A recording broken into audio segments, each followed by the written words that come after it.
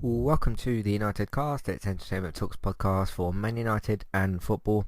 I'm your host Matthew, and today I'm talking about Manchester United's 1-0 defeat at home to Arsenal in the Premier League. Lots of things to get into today: performances, one goal, and to analyse what has happened here. Look, I felt really deflated after we'd lost because it was a bad performance. Arsenal outplayed us, the manager got things wrong, the players didn't turn up today. What really amazes me about this fan base, because and I'm going to bring this up because I very much don't feel the same way, and not the whole fan base, but just some of it. Literally a few days ago, Ole Gunnar Solskjaer, puts out the tactics in the team that beats a Leipzig team 5-0. Rashford gets a hat-trick, everyone's praising Ole. Get to Sunday night or Sunday afternoon, whatever. Man United lose 1-0 to Arsenal. Oh, get this clown out, he doesn't know what he's doing. Well, if he didn't know what he was doing, how would he literally, not even a week ago, a few days ago on Wednesday, it's now Sunday, how would he, if Ollie didn't know what he was doing, and maybe sometimes he gets things wrong, makes mistakes and all that, if he didn't have let's say he doesn't have a clue, right, let's just take that as a quote, how would he have beaten the Leipzig team 5-0? There's things like that just doesn't happen. Now, you got to look at, obviously he got things right on Wednesday, got things wrong today. That's the way of looking at it. Did we get beaten 6-1 by Arsenal? No, we got beaten 1-0 and it was through a penalty. Arsenal were definitely the better team, but it's very odd and very strange when, Wednesday night, 5-0, Ollie's really turned the corner with this team, etc., etc., and then the same people on Sunday, Ollie's a clown, get him out, fire him, get Poch in.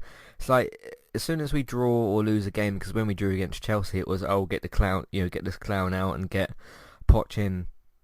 Sometimes he's going to make mistakes, and is it acceptable that we drew to Chelsea and that we lost to Arsenal? No, we need to be winning both of those games. With Manchester United, we should be an ambitious club, but it's sort of like when he gets things wrong that the successes that he's literally done a few days ago, the 5-0 Leipzig, just get kind of ignored and like, forget about that. That doesn't mean anything. It does mean something, I'm not talking about a result from 8 months ago. I'm talking about one from less than a week ago with the Leipzig game.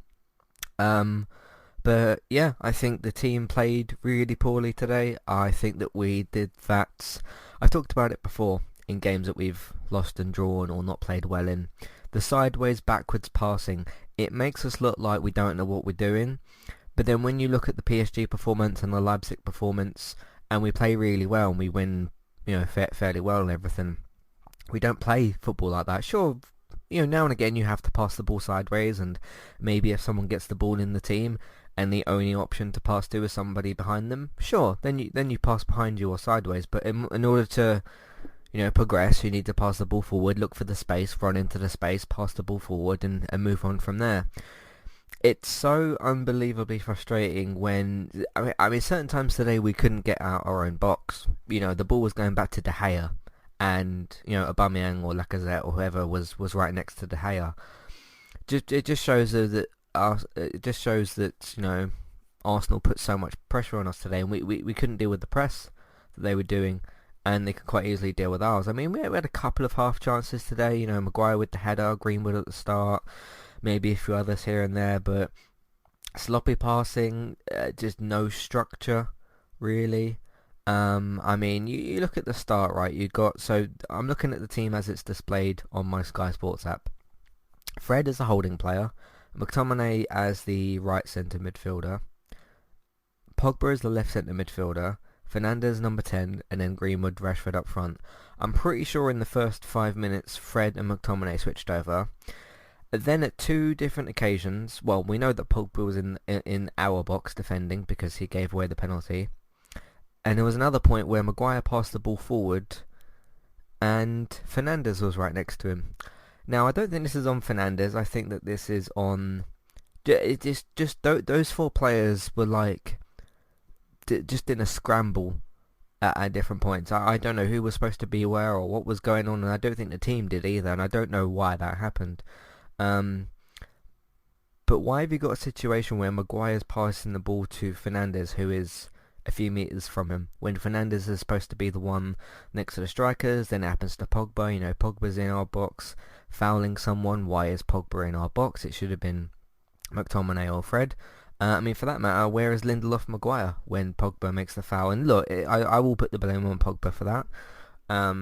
It was a stupid challenge to make, and I have since seen online that he's apologised for it. I mean, it's all well and good him apologising for it, but it still happened, I guess.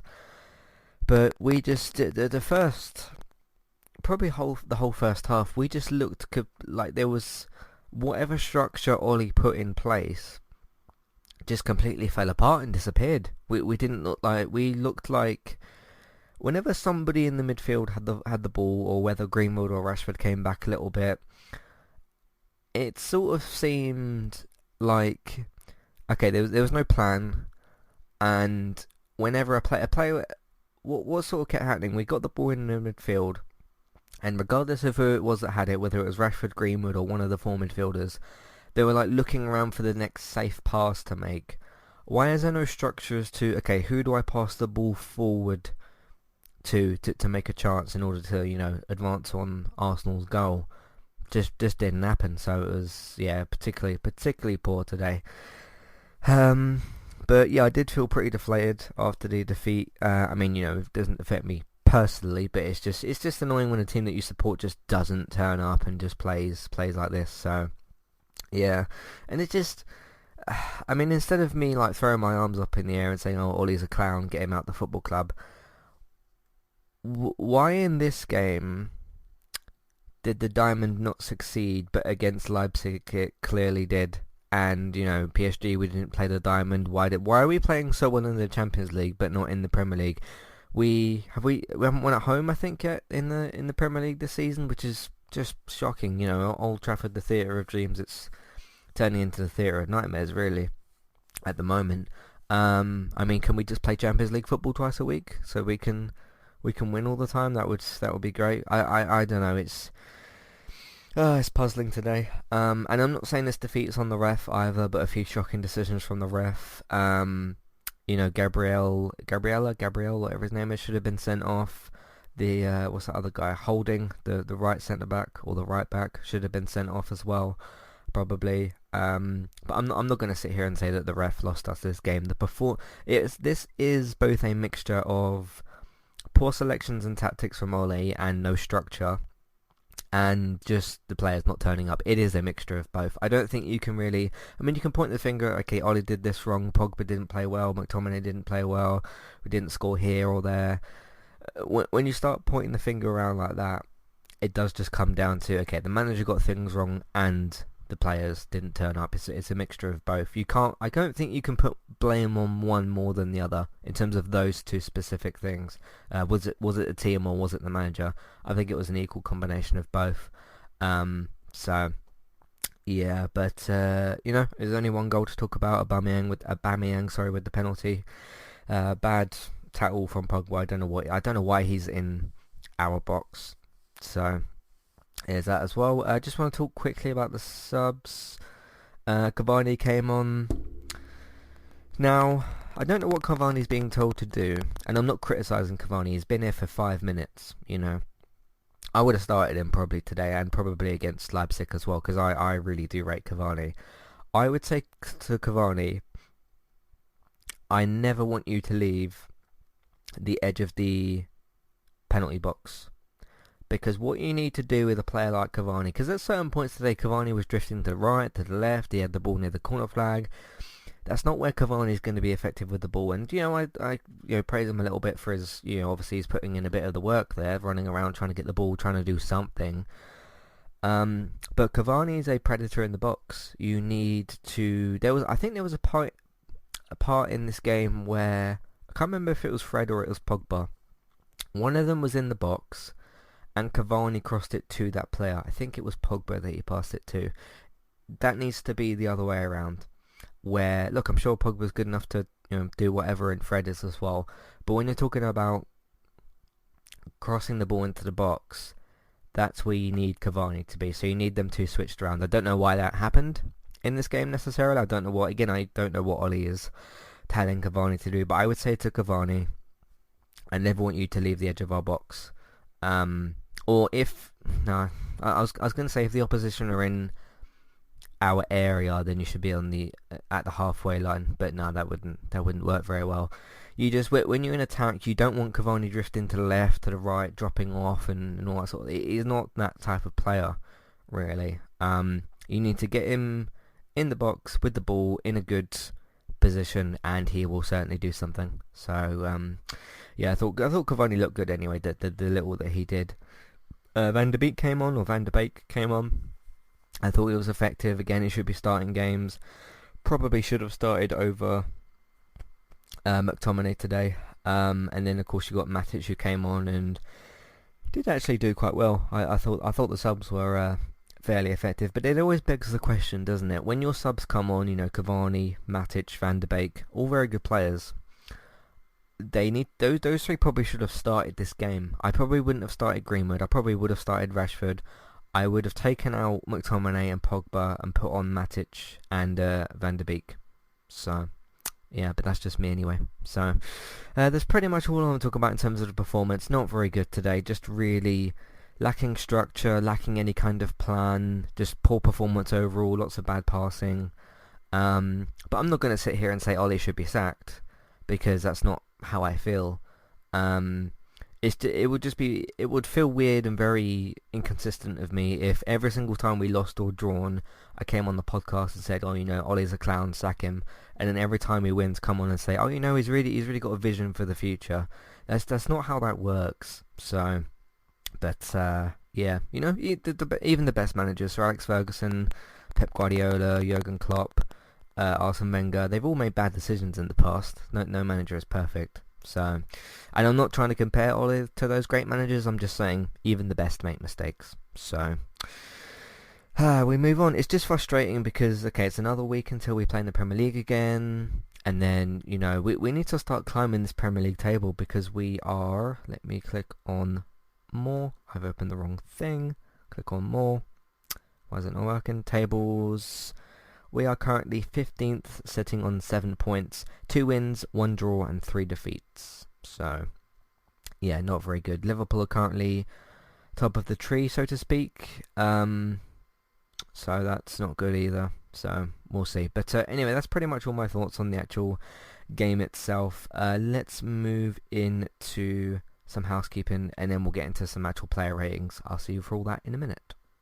Hey there, I'm Aaron Holman, host of Eye to Eye, a weekly podcast talk show all about passion. I have this passion and this fire within me that burns brighter than the fire around me. Flow. With performing, there's always a story to tell, whether it's my own or not. And creativity. I go, he's more than cute, he's creative. All with an LGBT twist.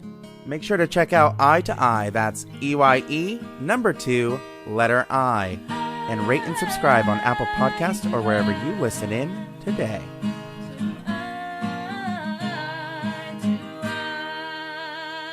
I'm Christy. And I'm Jackie. And we are Killer Fun. We explore the intersection of crime and entertainment every other week. For as long as people have been communicating, they have been talking about who did what to whom, and is that socially acceptable? Because the boundaries of society, crime, and entertainment have always gone hand in hand. The more salacious, or weird, the better. From books and movies to television shows and games, we look at how life and art imitate and inform one another. And we can't get together and not laugh. So let's face it, there's going to be laughing. Killer Fun is available anywhere you listen to podcasts, so join us. If you'd like to get started with a domain name and a website today, just click on the link in the show notes and that will take you over to Koalu to get started. They also have a live support chat system that you can use, which is in the bottom right hand corner. So get started with a new website and domain name today with Koalu. Hey everybody, if you would like to get the ad-free versions of all of our podcasts and support Entertainment Talk along the way, all you need to do is head over to patreon.com/entertainment talk. Sign up either as a creator or as a Patreon. There's no difference there. That's just the option for either becoming a creator now or just staying as a patron for the moment. And then all you need to do is support us at the $1 level tier. That will get you access to all of the ad-free podcasts that we've done in the past, and get you access to all the ad-free podcasts in that month as well. So it's a great way to support us on Entertainment Talk and to get rid of the ads and get your ad-free podcasts. You can also become a patron at the $3 level tier. That gets you access to ad-free podcasts and allows you to redeem a review of a TV show or a film of entirely your choice. That's $1 per month for either a TV show or a film review, which is at the $3 level tier. As always, thank you very much for listening. Back to the show. Alright, recently on Entertainment Talk, what have we got for you here? Let me just scroll down a little bit. Let's Play Sunday's episode 59 for Crash Bandicoot 4. It's another Let's Play for that. There's a good few of them still to come out, so keep continuing to look out for those. I'm going to try and rotate it so that every week, well, at least for the foreseeable future, Iron Man VR or Crash Bandicoot 4, so just look out for those on Sundays. Discovering Star Trek for Star Trek Discovery. We're up to Season 3, Episode 3, so that's good. United cast 5-0 Leipzig as well, with a hat-trick from Rashford. Walking Dead World Beyond, which is up to Season 1, Episode 4. We'll be back to talk about Episode 5 on Wednesday. Gaming Talk this week, we talked about the Uncharted movie, because we've seen Tom Holland and Mark Wahlberg as their characters, sort of, but we got some updated photos for those. Cyberpunk 2077 has been surprisingly delayed again, even though it went gold, but now it will be arriving, hopefully, on December 10th.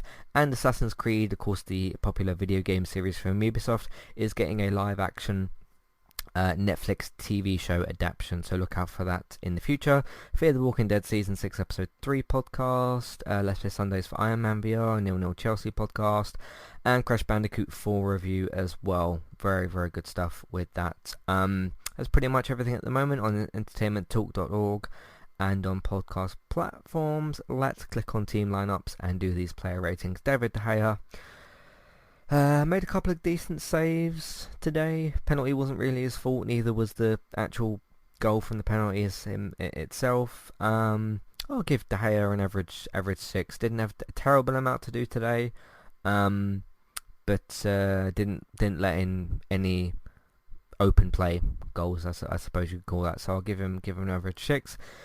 Wan-Bissaka, bit out of position today, didn't really do particularly well. I believe it was Saka who was on the left. Yeah, Saka. He's the short guy, isn't he?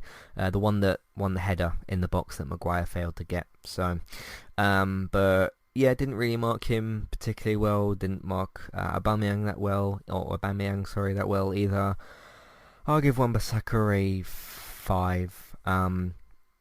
Yeah, I'll give him a 5, I guess. Lindelof and Maguire both poor today. Maguire should have scored a header. He did clear a header in the first half, but okay.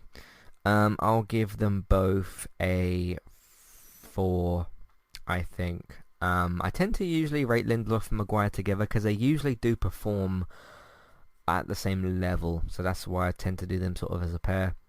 My man of the match today is Luke Shaw. Didn't think he made many mistakes. Thought he got forward really well. Thought he just performed the best in the team. So yeah, I really liked what Luke Shaw did today. So I'll give him an 8. I don't think anybody really deserves anything above an 8, but I thought Luke Shaw was particularly good today. I think he's probably the first defender I've given a man of the match to as well. I don't know, so I might be wrong about that. Fred, not quite as good as what he was against Leipzig, but still fought really well, played really well. I'll give Fred a 7. Some sloppy tackles and passes today, as did most of the team, so he's not an exception with that. But yeah, I'll give Fred a 7. I thought it was all right today. McTominay, I'm going to give a 3. Awful passing, awful tackling, just trying to pull off ridiculous passes. Just wasn't quite there. Shouldn't have started. He can only do what he can do when he's picked to play. But I'll give him a 3. I thought it was one of our worst players today by far. Just looked off the pace. Van der Beek should have started instead. So Pogba, I'm going to give a 3 to as well. I thought he was dreadful today. He just, I said this in the Leipzig podcast for Pogba. He's one of them players where he seems to either have like a 3 or a 4 out of 10 sort of game, or have a 9 out of 10 sort of game. I don't recall too many times that I've given him like an average rating, because I remember saying on the Leipzig podcast on Wednesday that for the first 25 minutes he was a 9 out of 10, and then he just completely dropped off. Pogba didn't do really anything. I mean, he gave away a penalty as well today. Didn't really do anything today, and just I look at Pogba sometimes when he's on the ball and look at like, okay, what's he gonna try and do next? This is a player who, was it 2 years ago, 2018? I can't remember when the World Cup was in a winning World Cup team just a few years ago, and he just doesn't turn up sometimes. And I'm not going to say like, oh, you know, he doesn't want to be here, he wants to leave or whatever. He has just had his contract extended by 2 years, so there's that. But so sometimes he just looks really, really sluggish on the ball, and I don't know if it's Pogba's not really somebody that runs at defenders or whatever. He doesn't do the same type of thing that like a Fred or a Van der Beek, not Van der Beek doesn't really do that, or like a Fernandez sort of does, like runs at the defence and sort of, you know, pings the ball off to the left or the right or forward or something. Pogba seems to just, I don't know, he had a weird game today. I thought he was really poor. Fernandez, just mind blown that he got subbed off. I mean, when you're losing a game at home and you're Manchester United and you're Ole Gunnar Solskjaer, to me, Fernandes is still our best player. Bruno Fernandes is still our best player. Now, I still don't think that we would have got third in the Champions League. Third in the Premier League last season if it wasn't for Fernandes. He came in January, just completely changed the whole team. He's our most valuable player. I think he's our best player. When you're losing 1-0 at home at Old Trafford, he's not the player that you take off unless he's injured, or even if he's suspended, I still wouldn't have taken him off. I was pretty shocked that he got subbed off. I'd give Fernandes a 7 today. Sure, he wasn't like quite at his best or whatever. Nobody really was today. But yeah, I thought he still had a pretty good game, but just, I don't know, still didn't do some very good passes and stuff. Greenwood and Rashford, I'll give an average 6. They didn't really get the chance to really do much. Greenwood had a shot on target. Rashford did a couple of bits and pieces, but they had one of them games as strikers where your team's not playing well, you end up losing and, you know, going down 1-0 and losing, but you're not getting the service that's needed to be given to you. And when you're a striker, and you know you're not supposed to go running around in your own area and winning the ball back and that sort of thing. That's not really what I mean. Strikers are supposed to track back, but they're not like your defensive midfielders. But when you have a game like they did today, and you just don't really get any service, and every time you've got the ball, both with Greenwood and Rashford, there's no one really anywhere near you. Like what are they supposed to really do? You know, Rashford or Greenwood gets the ball, they got 1 or 2 players around them. There's just not a whole lot that you can do. So I'll give them both an average 6. I thought they were kind of just there today, but they still did bits and pieces when they could. So that's pretty much that. And that's the end of the United cast. Thank you everybody very much for listening. If you want to give your thoughts, feelings, questions, comments, and probably concerns about Manchester United, the team's performance, Ole's selection, and everything else around Manchester United, let me know. Matthew@entertainmenttalk.org, Twitter eTalkUK. There's a contact page and information in your show notes as well, or anything related to Entertainment Talk as well you can get in touch about. So that's pretty much everything. You can find everything else that we got on entertainmenttalk.org. If you want to support the podcast and Entertainment Talk, there's a few different options for you. Patreon, we got the $1 and $3 level tiers for instant ad-free podcast and review options. Amazon affiliate link if you're buying stuff on Amazon, maybe the Christmas shopping that you're doing or treating yourself or whatever the occasion may be. We can get a small cut of what you spend. It won't cost you anything extra. iTunes feed, you can rate, review, subscribe to those if you would like to do that as well. Just search for Entertainment Talk on your favourite podcast platform. And if we're not on your favourite podcast platform for some reason, please let us know as well so we can look into that. You can find Geektown, run by David, of course, on iTunes as well, and geektown.co.uk for your up-to-date, reliable TV and film news. You can also find Bex streaming daily over on Twitch. That's if you go onto Twitch and then search for Trista Bytes, Trista, Bytes, go and follow her and get involved with all that. Word of mouth, if you want to tell people that you know about Geektown, Trista Bytes, or Entertainment Talk, you can do that as well. Just tell them about the different places and whatnot, different websites and Twitch streams. Social media, you can do the same thing, but through Facebook and Twitter, and different Facebook groups if you can. And look out for Let's Play Sundays. I'll see you on Wednesday night against Istanbul, and then on, what day do we have Everton? 12:30 kickoff, so sort of lunchtime kickoff on Saturday. So I'll look into that as well.